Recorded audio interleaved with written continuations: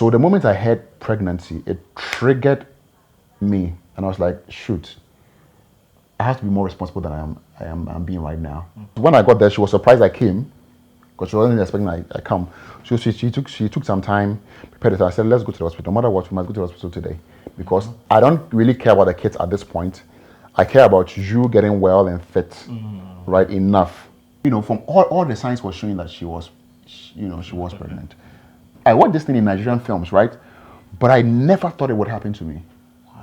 I never thought it would happen to me, right?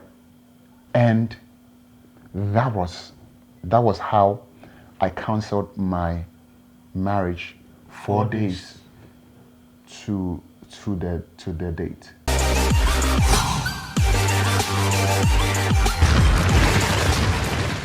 Okay, so we are back. Thank you guys. And if you have not watched our previous video, we had to divide it into two. The same man here dropped a lot of bars, and Charlie, it's full of education. You will never get this life experience anywhere. So I put a link there. You can check it in the description box below. Watch it and then come back and watch this one as well. But today, he's going to share biggest story. I just want to thank him so much for the opportunity and also the willingness to share this story on my channel and also to people out there, because there are a lot of people who are out there have great stories. A lot of things have happened, but they will never come to public to share it. So I want to applaud him and thank him for the time. Kusi, thank you once again. Welcome, bro. Thank you. I think this is the first time I'm speaking. Because when it happened, I didn't even post it on my socials. Yeah. I didn't speak about it, and so I think it's the first time I'm going to talk about it publicly. Yeah, but I think in future let's consider writing a movie on that. That will go far to I know, right? Because when we are no more there, that video will be there to educate a lot of people. I think, and your viewers, you have a lot of viewers as well who are going to, take a piece or two from what we have to share today. Wow. Without wasting my time, tell us what happened. So I was dating this girl, and bet you at that point in time I was tired of dating because I had dated a lot of people, and so I was at a point in my life where I wanted to really settle down. Right? The previous people you dated, like, is it that they were not ready or? Oh no, I was stupid, bro. I was so stupid. Wow. Whoever would have married me at that time would have just gotten a terrible version of me. And I understand why you said we shouldn't marry early. Bro, me at 25 was just guys, stupid. check the previous video. Me at 25 was just stupid. So I was still looking out. I was still, fishing out, looking for the best I can get, chasing my fantasy, right? So, but at that point, I was like, okay, I've had enough. I want to settle down. Right in that moment, I met somebody, and the person was from my high school. So it was very easy to catch up. And she was back then dating one of my friends who was in the same dorm with me. So I had seen her a couple of times and even spoken about her a couple of times. It was quite easy catching up. Yeah. And school things, when school things come in, it's easy to catch up. You have so many things so in many common. Things to talk about. In common. And so it felt like a very easy conversation, right? And we got along so easily and quickly. So fast forward into the relationship, 2 months, 3 months in the relationship. And I think she was equally tired as well, right? So, because I believe she had already also been in a relationship, so she was also maybe looking to settle down. I can't speak for her, but I think that is the feeling I got. 2 months, 3 months, we're talking about marriage already. I moved from where I was. I got a 2-bedroom apartment. I started putting my life together like I'm going to get married, right? So I got a 2-bedroom apartment. Got a car. I was trying to get my life, because for me I had wanted to be before I got married. So when I met someone that I thought was right, we're going to get it right, I just started putting myself together quickly. Fast forward, I think we're preparing towards marriage. We're talking about marriage. We hadn't met families yet, but we're talking marriage, and we had moved.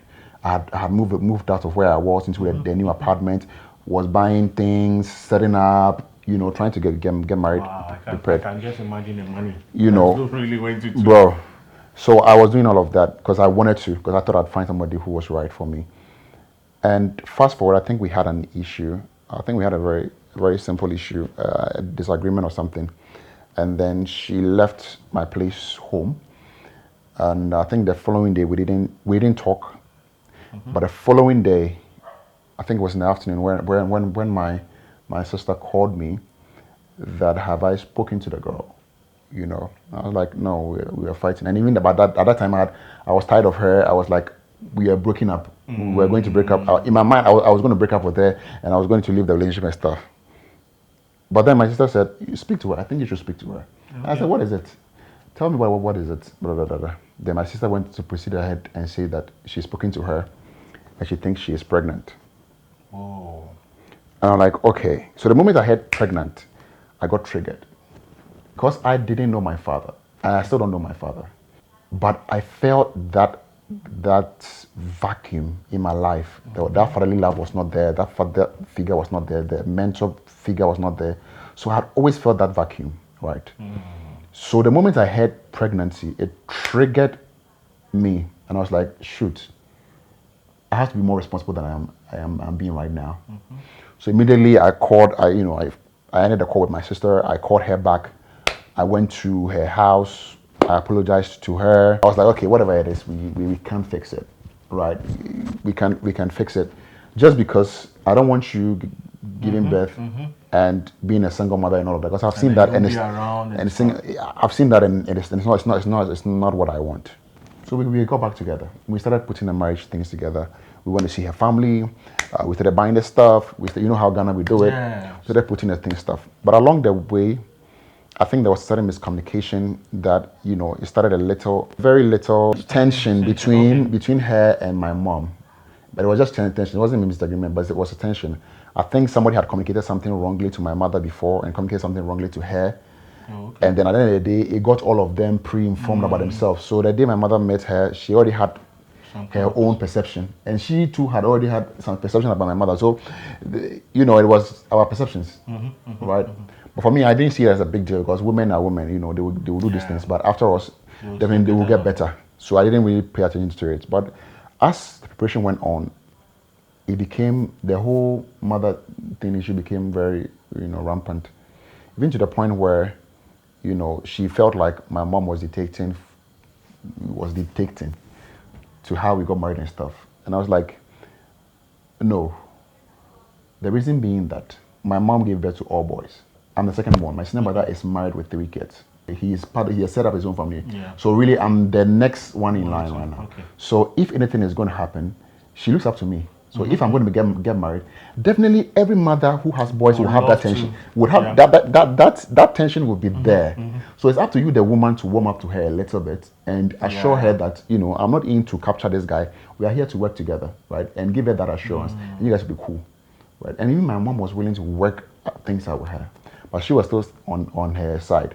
And besides, there was 2 families getting together. So definitely there's going to be that contribution. Exactly. Okay, this family does that because this family, African families are like, because we have our tradition, we have our way of doing things and stuff. Every family has their own tradition, and they want to make sure that when they come, it is met and nobody is disgraced. Exactly. Right? That is why family meets and make sure that weddings go as planned.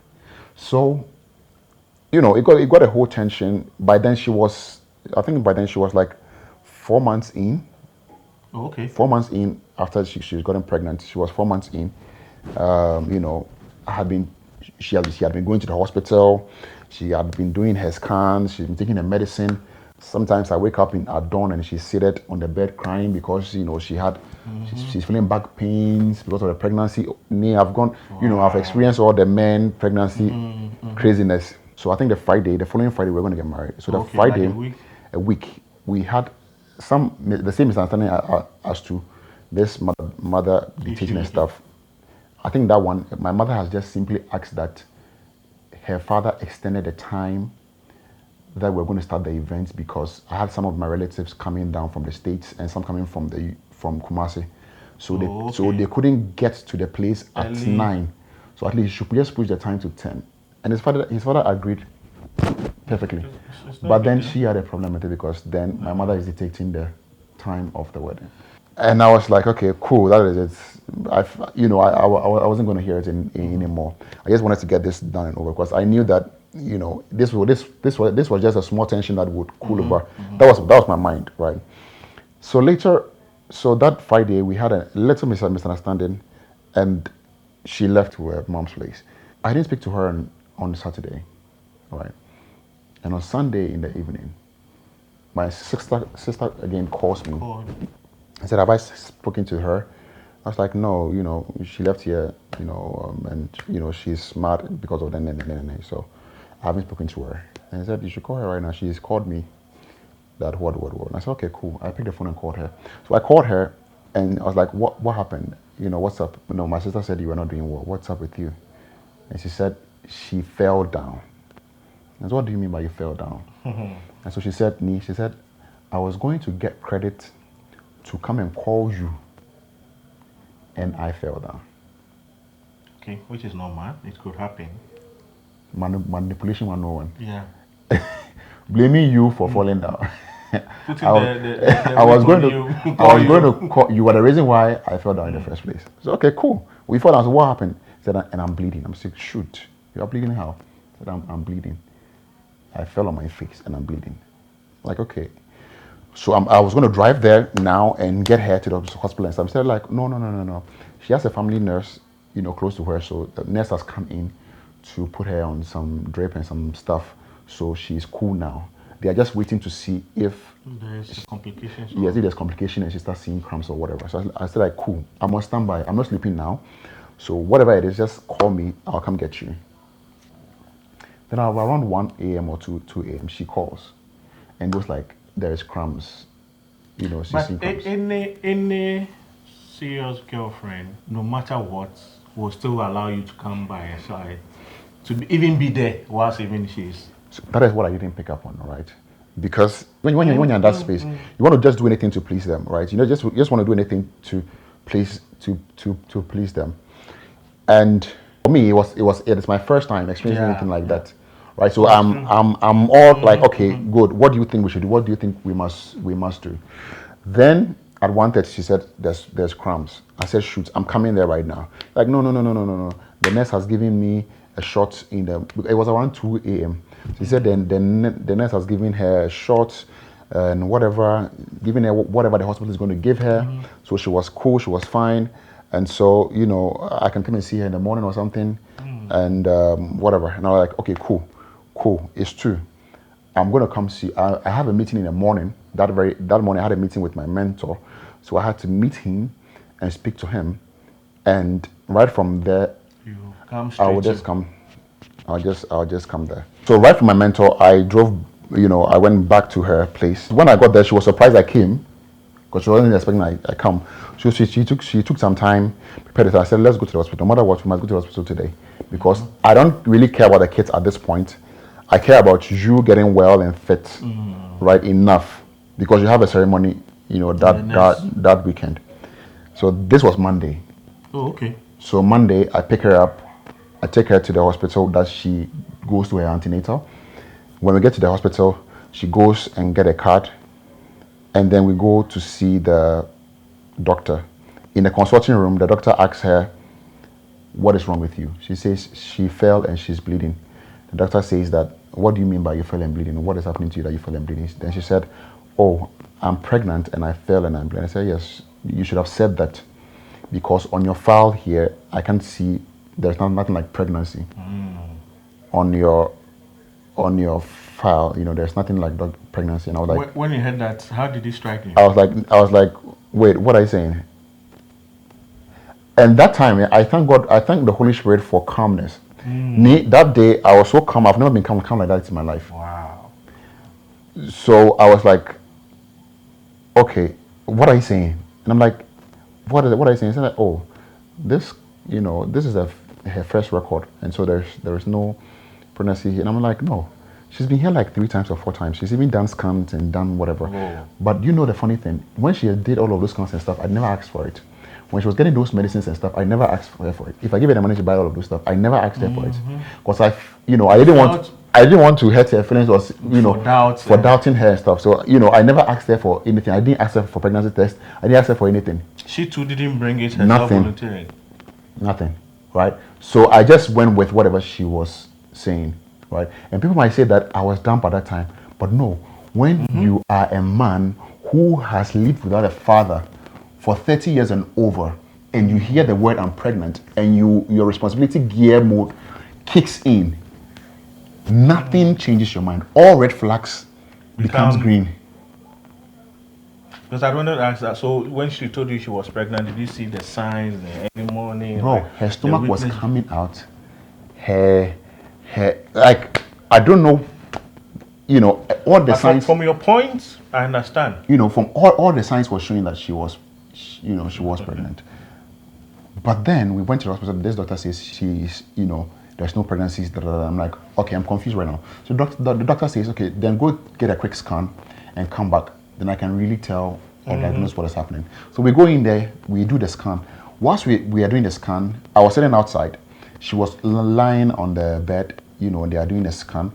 The attendant calls me in and say, I should come and check something. When I came in, she showed me the screen and was like, there are so many fibroids in this young lady's stomach, in this lady's womb.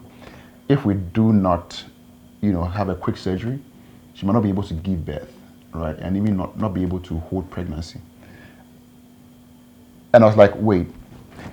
So in the womb that you're looking at right now, do you see any residue? Do you see anything? A hand, blood, something, so some surplus of a baby? Because she told me they were twins, right? So, do you see anything in the stomach? And she was like, pregnancy, how? No, it's like a pregnancy cannot live in this womb. I'm like, no, she has been pregnant for over 4 months or so. Wow. And so the attendant was even confused. Then the attendant forced that she does a pregnancy test. So that at least she can know that she's writing the right report. That was when she did the pregnancy test and it came out negative. Whoa. And then the attendant was like, it's not possible. Because even if you give birth, after giving birth, you will still test positive for a while, right? Before it goes off. So I didn't even know that. I didn't even know. So it was there that I Googled. I didn't even know. So boys out there, you need to read on women, read on women, right? So that you don't You fall. get to know everything. You get to understand women, their menses, their pregnancy, their stuff. Learn about women. The signs and right. So that when somebody is lying to you, you can tell. Because if I had known, bro, I'd have caught the sign a long time. So we did all the scans, we did all the things. We went back to the doctor. When we went back to the doctor, I was still doubting. So I left her and went to the record place to ask them. Maybe they had her record, and the thing, and maybe it got deleted or something. And the guy was like, no, this is the first time she's coming to that hospital. Wow. That's the first time she's coming to the hospital. Before I could go back, she had entered the consulting room. And I tried to open the consulting room and the consulting room was locked. Whoa. And this is a general doctor's consulting room. It's never locked. So I tried opening the door. The doctor comes and then opens and he sits down. And then I asked him, so, what's your diagnosis now? Then the doctor starts speaking about the bush. Oh, this thing is possible. Oh, this thing can happen. It does happen. It's science. And then I told him, I said, listen, I know what is happening here. What do we do? Because right then I sensed that she had gone ahead of me to talk to the doctor. To let the doctor know her intention and stuff, just to cover up. I was like, look, it's okay. Just give her whatever she wants to give. So he prescribed some injections. I made sure that they gave her all the injections. You are saying you're pregnant. If you're not pregnant, they gave her all the injections. We came out and we went to take, so I took her to dinner. We had not eaten the whole time, so I took her to dinner, right, to just get something and eat. Because we left the hospital like 7 or 8. We went to eat 7 or something. We went to sit down somewhere, eat, drunk. Then when we're done, I asked them one question. So what do you have to say? What do you have to tell me?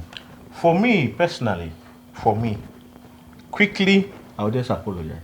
That will be the first thing I'll say. So what she said is, thank you very much for taking care of me. Thank you for being there. Thank you for taking me to the hospital. Thank you very much.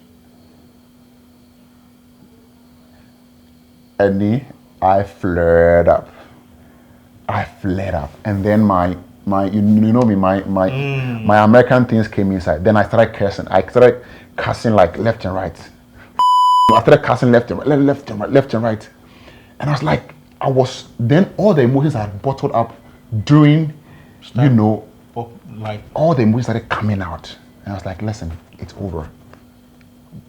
Cancel everything. Went to the father the next day, canceled it. Told him, listen, I have people who are flying down to the country. I have people who are prominent people who are coming and stuff. But Whoa. I am not going to put my head into anything like this. Your daughter could lie to me for how many months? Almost 6 months. Pretend any you are getting foodstuffs. You are treating her you are treating her like a pregnant woman. You are massaging her feet. You are massaging her back. You know, she's crying. You are, you know, the whole drama just shocked me to the core. It just shocked me. I watched these things in film. I watched this thing in Nigerian films, right? But I never thought it would happen to me. Wow. I never thought it would happen to me, right? And that was how I canceled my marriage 4 days to the date, right? And this has taught me so much. This has taught me so much. But I'm curious to know whether she came back to apologize, maybe brought family to, or even send message, or did you hear from her? That's the point. That's why I got to know that this girl is psycho. She never apologized. Wow. She never apologized. She was still standing. Even when you know the results came out that she was not pregnant, she was still insisting she was pregnant. And you know that people who are so deluded in their lie, that their lie becomes truth to them. Goosebumps. And that's what I was dealing with. And so, you know, she never apologized. I never called her back. We just settled our differences. She came for what she had with me. Wow. We settled whatever we had, and then she went her way and I went my way, right? With all the lessons that I learned. I know. I know it's not easy. I don't know what I would do if I find myself in that situation anyway. I'm human, but I can't tell what I'll do. Yeah. Going through all this, the suffering, the spending thousands of whatever preparation, even renting a house. Now, in this Ghana. I rented a 2-bedroom apartment. 2-bedroom apartment. 2 years. Just because, you know, I was going to buy preparation to marriage, like buying all these things. But I bought new stuff because I left all my old stuff, you know. The money that goes into it with all this preparation and all stuff, I can really imagine what you went through. But in all this, let's cut the story short. How were you able to come out of it? What are the key things that you learned that you will share with our brothers out there? First, let's start with our brothers. What will you tell them? What advice will you give them? What you've learned so far? I think that to my brothers, men out there, right now the world is trying to push, you know, the agenda of women, and it's good. We respect that. We respect feminism and all of that. But whilst they are doing that, they are forgetting the men behind. And in the next 10, 15 years, men are going to be in the position that women are in right now and will be fighting for our right. Right? And this is what I'm telling every man out there. Number one, be bold enough to ask questions. Don't fall in the trap that if I ask her a question, she will feel like I'm doubting her or there's mistrust.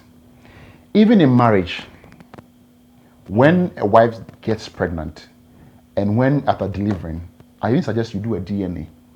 Because there's a lot of possibilities that can happen. Exactly. Child swapping, you know, there's a whole lot of things that can happen in the hospital.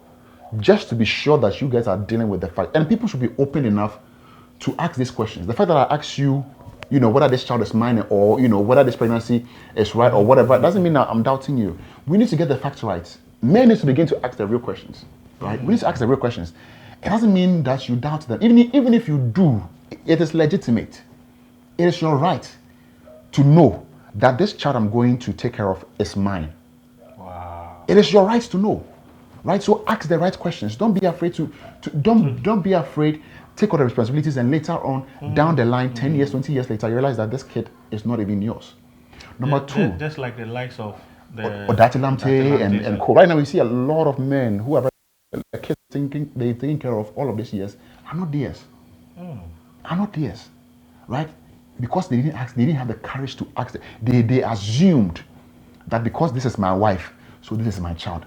You assume that because this is your girlfriend, so this is your pregnancy, this is for you. Never, ever, never, ever assume. Ask the right questions and take the necessary step. Number two, don't ever try righting the wrongs of your fathers. This is deep. Don't ever try writing it, because for me, I was so poised in not living the life of my father and being absent in my child's life that I neglected all the red flags Because I was so poised on not becoming my father, righting the wrongs of my father in my life. So that gear of responsibility, when I kicked in, I was going 100%. so you never even see I the didn't. flag. I didn't ask for pregnancy test. I didn't ask for scan. I didn't ask for card. I didn't. There are times where when I wanted to go to the hospital with her, and she said, "Oh no, don't worry. It's just here, so I'll just walk and go, or I will just take an Uber and go, or whatever." Then I will just stay behind because it is her body, it is her. So whatever she says is what she does. I Right? don't think anyone should judge you. Bro. Yes, I know people watching my life saying, "Oh, but you should have done." Yeah. But hey, let's not judge people. Let's always learn to understand people from the situation they are coming. Maybe you in and I'm a that smart mind- guy. I'm a really, Yes, I'm I know. a really smart guy. I know. So when that gear of responsibility kicks in, you are blinded. You are blinded by trying to right the wrongs of your fathers. You are blinded by not trying to hurt the woman by insinuating that she's cheated on you, and is it yours? And I'm very much sure that people should not also try and get married to people because of pregnancy. I don't think it's a legitimate point to want to use that to get married. I know in this our generation, a lot of people are being trapped with Yeah. pregnancy. A lot. Guys, be wise. Oh. Be wise. One, don't be. Two, ask the right questions. Three, do not try righting the wrongs of your parents. It is not your place to rewrite the wrongs of your parents. It's not your place. So do you, be yourself, ask the right questions, and ensure that whatever you are getting yourself into is the very right thing you want to do for yourself. It's very, very, very important. Let me say this. Even if you get a woman pregnant, okay, don't be in a rush to marry the lady. Don't. And never say because you don't love someone or because of the pregnancy you have to rush to do all marry this. them. No, take your time. Even if your parents, and your church and whatever is saying that, Charlie, take your time. go and do it, don't.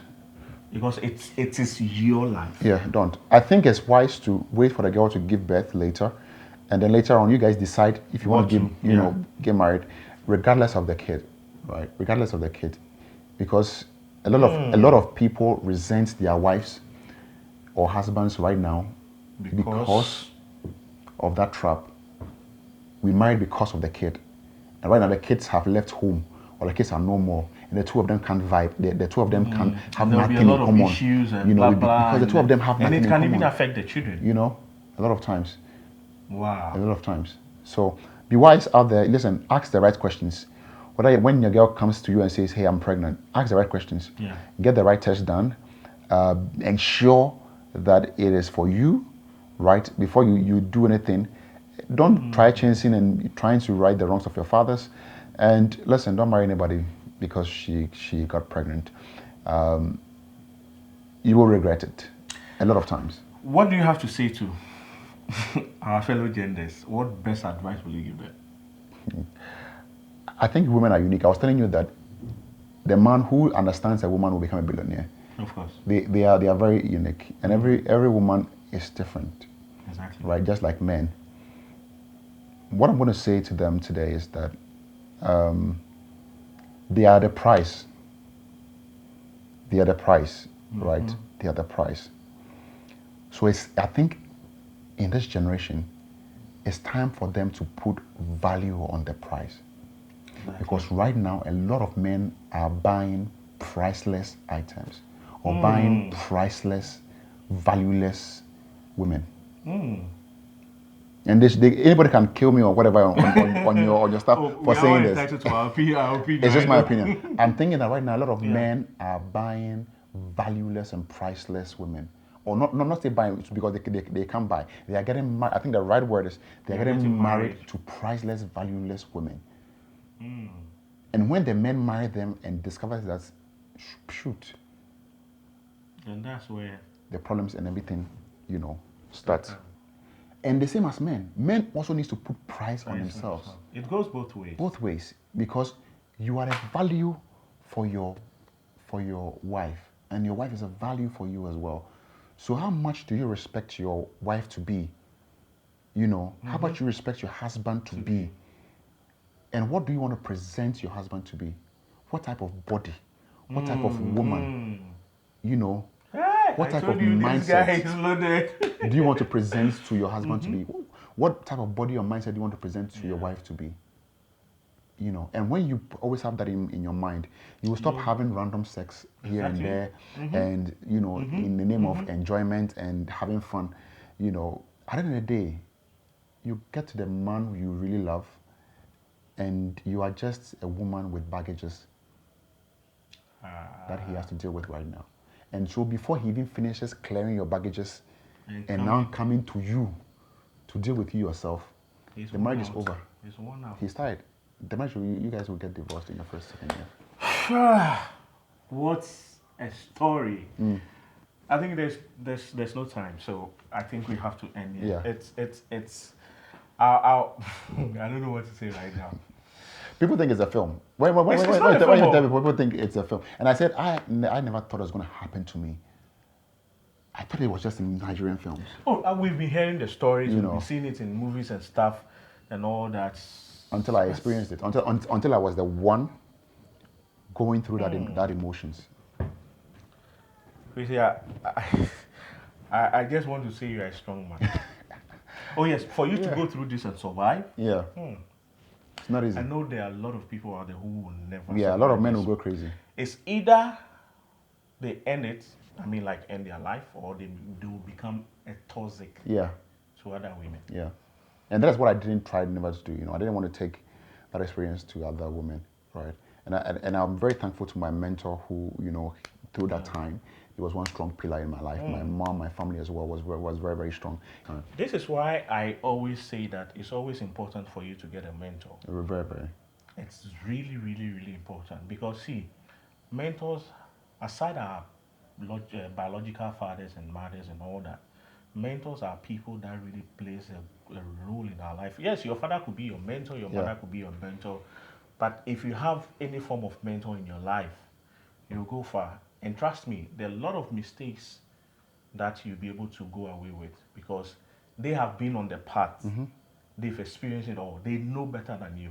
And they'll help you escape all these mistakes and potholes in your journey.